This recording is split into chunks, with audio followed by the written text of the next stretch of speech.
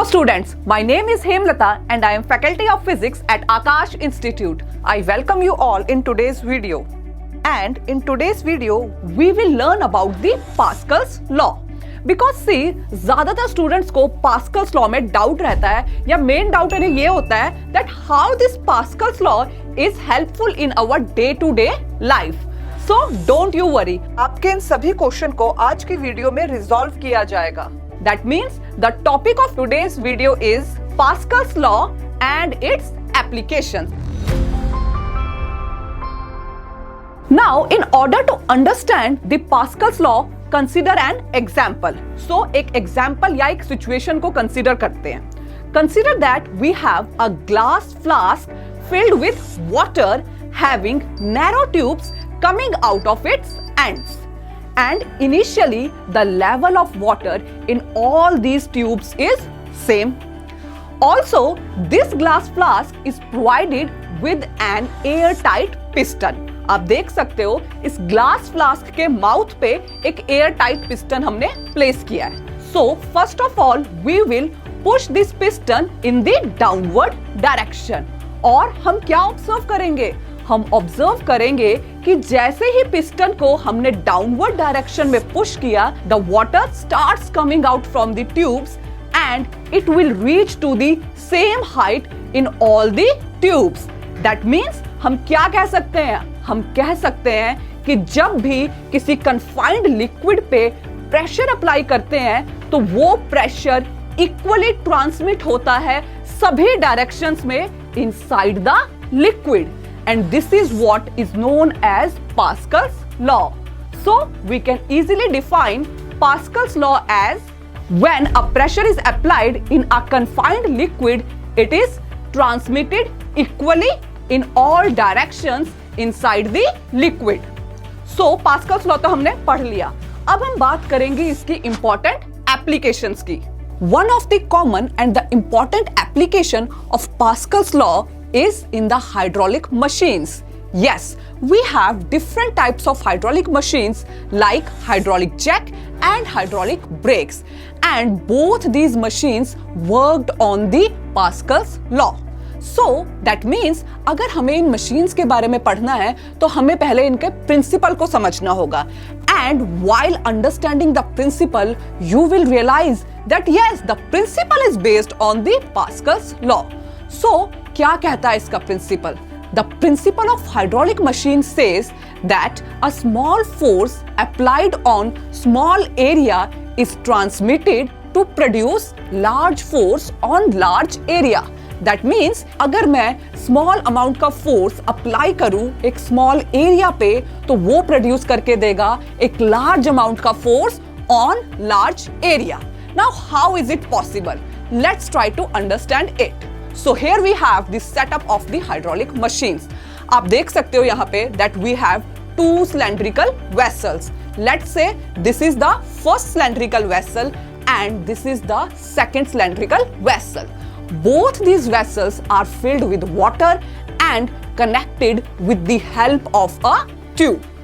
Also, you can observe that the area of cross section of the first vessel is smaller when compared to the area of cross section of the second vessel. Now we will apply a force on the first vessel.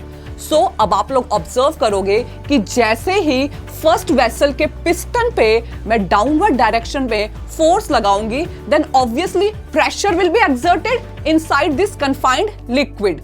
And let's say that pressure is P1 and the formula for this pressure will be P1 equals to F1 upon A1, where F1 is the force applied on the first piston and A1 is the area of cross section of the first vessel.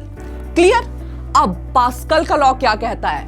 Pascal का law कहता है कि ये जो pressure है ना, जो मैंने फर्स्ट वेसल पे अप्लाई किया है, ये प्रेशर ट्रांसमिट होगा equally to the second vessel also. So yes, ये प्रेशर अब फर्स्ट वेसल से होता हुआ ट्यूब में जाएगा एंड ट्यूब से होता हुआ सेकंड वेसल में, and because of it the force will be applied on the piston of the second vessel in the upward direction, and let's say that force is F2. अब मैं pressure applied on second vessel की बात करूं तो that will be P2 equals to F2 upon A2. And just now we have discussed that both these pressures should be same. यही तो pascal के law ने कहा था ना. That means we can easily equate P1 with P2. Therefore, we have the equation as P1 equals to P2, or you can say F1 upon A1 equals to F2 upon A2. And further, F2 upon F1 equals to A2 upon A1. Now हम जानते हैं F2, that is the force applied on the second vessel. ये क्या है? Large magnitude की. क्यों? क्योंकि second vessel का area of cross section that is A2 क्या है? ज्यादा. तो अब यहां से मैंने क्या कंक्लूड किया? मैंने कंक्लूड किया कि इनिशियली मैंने small amount of force that is F1 apply की थी ऑन एरिया A1, जिसकी वजह से मेरे पास फोर्स F2 प्रोड्यूस हुई जिसका मैग्नीट्यूड क्या है? ज्यादा. दैट मीन्स एक स्मॉल अमाउंट की फोर्स अप्लाई करके मेरे पास रिजल्ट क्या आया? मेरे पास रिजल्ट आया that I have produced a force of larger magnitude. And यही था हमारा हाइड्रोलिक मशीन का प्रिंसिपल भी. क्या? कि जब भी हम स्मॉल फोर्स अप्लाई करेंगे एक small area of cross section पे, that will produce a large force on the large area of cross section.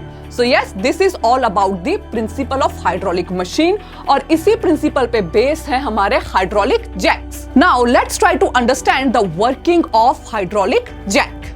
See, hydraulic jacks are used in the service stations. Service stations पर hydraulic jack को हम use करते हैं to lift the heavy vehicles like cars और motor bikes. आप लोगों ने देखा होगा कि जब भी आप सर्विस स्टेशन पे जाओ, स्पेशली कार के सर्विस स्टेशन पे, तो कार को हम लिफ्ट करते हैं. Now how is it possible कि इतनी हैवी कार को हम इजीली लिफ्ट कर सके? All this is done with the help of hydraulic jack. So same जो हमने अभी हाइड्रोलिक मशीन्स में पढ़ा वही होगा यहाँ हाइड्रोलिक जैक में. Because see ultimately hydraulic jack क्या है? हाइड्रोलिक मशीन का ही तो पार्ट है, हाइड्रोलिक मशीन का ही तो टाइप है ना. चलो, तो अब यहाँ पे क्या होगा? You can see over here that again I will apply a force of smaller magnitude. So this is how the force is applied.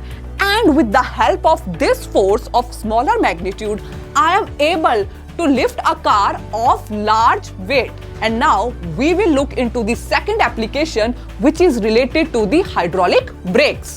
Now let's try to understand that how.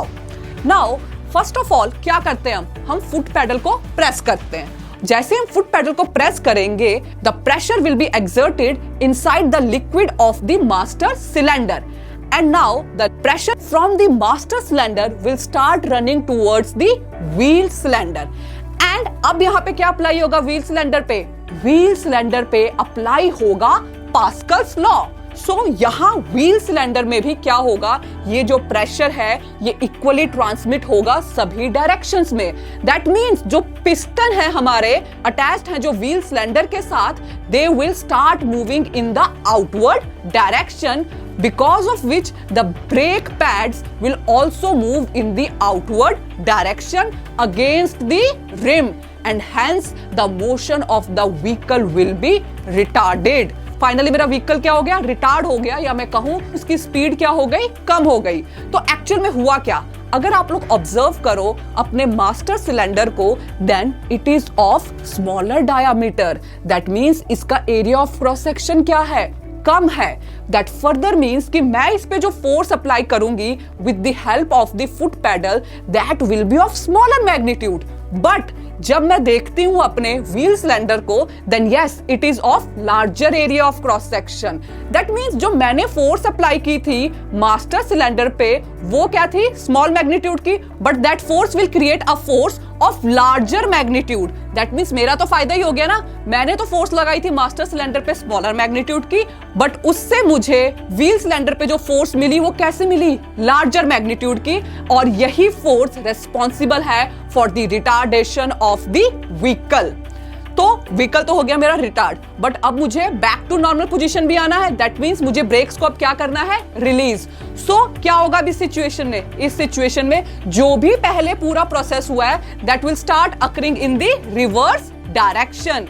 Now what will happen? As soon as the foot is released from the foot pedal, then what will happen? First of all, the brake pads will come back to their original position with the help of the springs which is attached between them. So होगा क्या, जो springs है वो उन brake pads को उनकी original position पे वापस लेके आएंगे. That further means the piston of the wheel cylinder will also return to the wheel cylinder, and hence the pressure inside the wheel cylinder will start moving back to the master cylinder, and hence the brakes are released. So you have observed that how Pascal's law is applied here. And yes, with this discussion, we have seen that how Pascal's law is useful in hydraulic machines. And with this thing, we have completed today's video. So hope you all have understood about the Pascal's law and its applications. Now I will see you in the next video. Till then, take care, goodbye and thank you.